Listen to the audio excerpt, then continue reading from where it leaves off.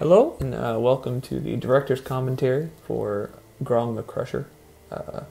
This is Eric Ross, the director, amongst many other things. Yeah, so this intro is voiced over by my friend Oscar. He's obviously British. And I just wanted something that didn't sound like the rest of us, didn't sound like have the hickey accent thing going on. This whole film was actually originally shot for a 5-day film challenge that we kind of shot, edited, submitted everything in 5 days. It was very rushed, so that's why, yeah, you'll see.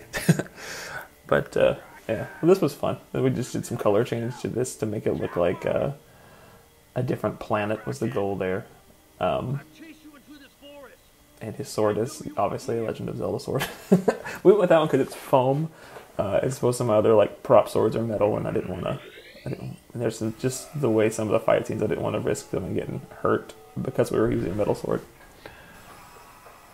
This is my first real time using like any kind of effects work like that, like in like making stuff in Adobe. So it's just in After Effects. So yeah, there's a lot of learning experience on this. Where am I? Where is Draken? I love the placement of the nipples on the shirt versus his actual visible nipples underneath it.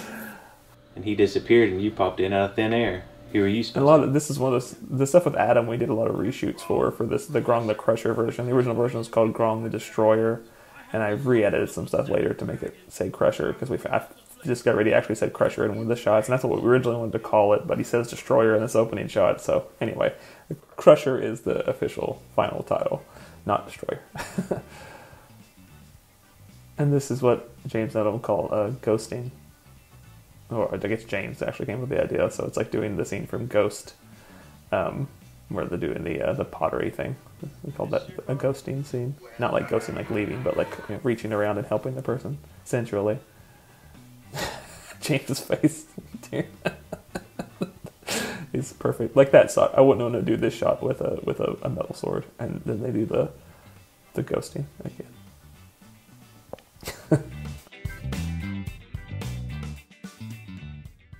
This scene we did reshoot too. It was a little rushed in the original version. Again, we were just trying to get it done, so we didn't really get the point across, I don't think, in the original. So we had to add some extra lines in there to make it clear what he was talking about.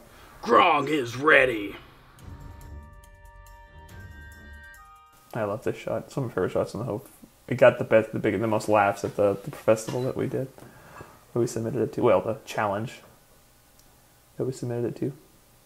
And this is James's brother, Eric. He has a mohawk.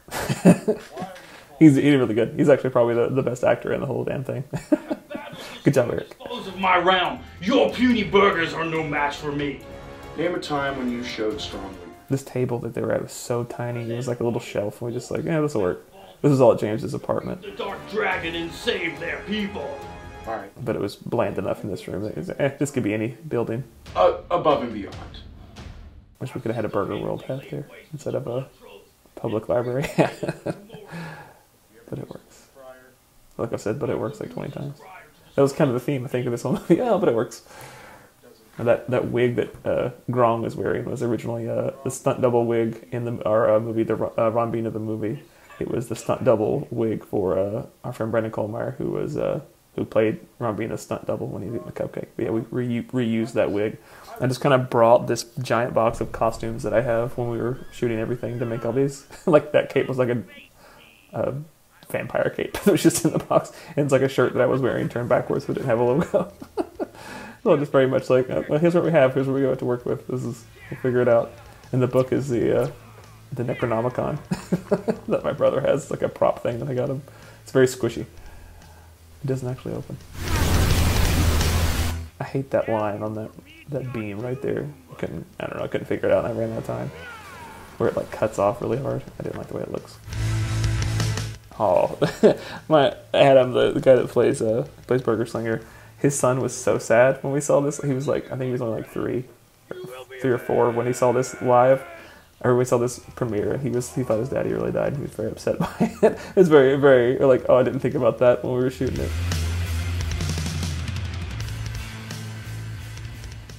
And most of Grong stuff is ad lib, so Fly into the Future was not part of what we talked about. I don't think, but maybe it was. But anyway, that was set up for this shot, which is like second best shot in the whole damn thing.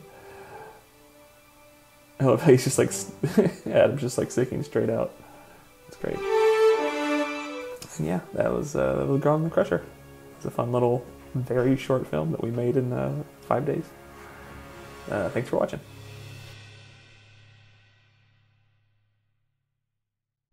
And thus, our tale comes... Okay, I legitimately forgot about this whole after credits scene. I had to come back and record this a little bit later. So yeah, this is like explaining... We had Oscar do that voiceover to try to explain what Phil's roommate was... What this was. It was supposed to be Phil's roommate from the beginning, was that he just appeared there. This is my brother, Josh. He's been in a lot of my other stuff too. Anyway, that's all that was.